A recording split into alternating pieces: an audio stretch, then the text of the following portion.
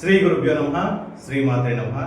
ఇంతవరకు మనము ఎవరైతే డేట్ ఆఫ్ బర్త్లు ఉన్నాయో వారికి జ్యోతిష శాస్త్రం ప్రకారంగా వారి యొక్క లగ్నము ఏ లగ్నం వచ్చింది, ఏ రాశి ఎట్లా అనేది వారి జీవితం యొక్క సంబంధించిన విషయాలను తెలుసుకున్నాం. అలాగే న్యూమరాలజీలో వారి యొక్క డేట్ ఆఫ్ బర్త్ ఉన్నట్టయితే వారి బర్త్ నెంబరు, డెస్టినీ నెంబర్ ప్రకారంగా వారికి మిస్సింగ్ నెంబర్స్ ఏమి ఉన్నాయి, ఎట్లా ఉన్నాయనే దాన్ని తెలుసుకున్నాం. అయితే చాలా మంది దగ్గర ఉన్నటువంటి క్వశ్చన్ ఏంటంటే మా యొక్క డేట్ ఆఫ్ బర్త్ అనేది సరిగా లేవు.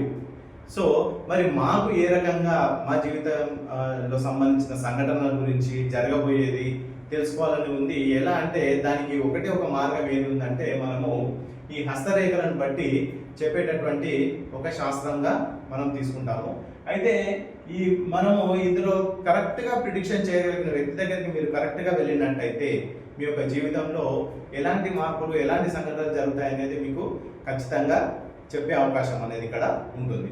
మనము ఫస్ట్ బేసిక్గా మన చేతులకు సంబంధించి హస్తరేఖల్లో ఏ రకంగా ఉంటుంది అనేది బేసిక్ విషయాలు మనం తెలుసుకుందాము. అయితే మన చేతిలో ఉన్నటువంటి 5 వేలకి దీన్ని అంగుష్టం అని, తర్జని, మధ్యమం, అనామికం, కనిష్ఠికం అని చెప్పి 5 ఫింగర్స్ని 5 పేర్లతో మనము పిలుస్తుంటాం.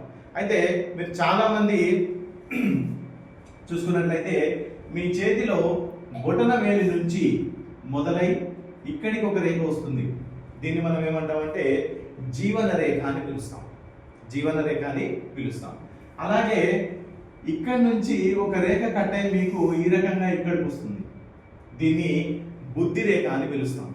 అంటే ఇదేమో జీవన రేఖ, ఇక్కడ మీకు కనిపించేది ఇదేమో జీవన రేఖ, ఇదేమో బుద్ధి రేఖ.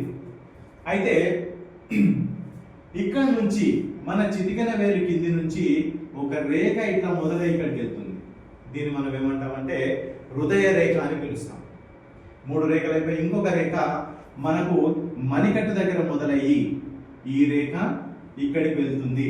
దీన్ని మనము భాగ్య రేఖగా పిలుస్తాం. అయితే ఒక్కొక్కరి చెయ్యి ఒక్కొక్క రకంగా ఉంటుంది. అంటే మనము చేతిలో ఉండే కలర్ని బట్టి వారి యొక్క మనస్తత్వం చెప్పడం జరుగుతుంది. వారి యొక్క నెయిల్స్ అంటే వారి యొక్క గోర్లను బట్టి ఈ రేఖ ఎక్కడ కట్ అవుతుంది అనే దాన్ని బట్టి ఏ ఏజ్లో కట్ అవుతుంది, ఇలాంటి రహస్యాలన్నీ కూడా మన చేతిలో ఉండేటువంటి తర్వాత వీడియోలలో మనం తెలుసుకునే ప్రయత్నము చేద్దాము. ఇలాంటి మంచి విషయాలు తెలుసుకోవడానికి నా ఛానల్ని సబ్స్క్రైబ్ చేయండి, లైక్ చేయండి, షేర్ చేయండి.